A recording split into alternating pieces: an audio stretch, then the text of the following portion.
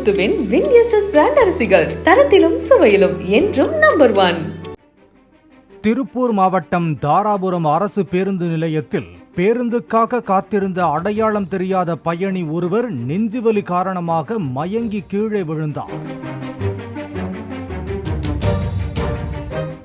அப்போது தாராபுரம் பேருந்து நிலைய பகுதியில் ரோந்து பணியில் ஈடுபட்டிருந்த சப் இன்ஸ்பெக்டர் கோபால் உடனடியாக முதலுதவி சிகிச்சை செய்தார்.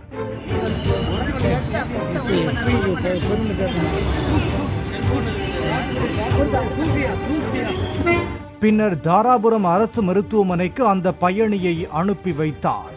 தற்போது அவருக்கு சிகிச்சை அளிக்கப்பட்டு வருகிறது.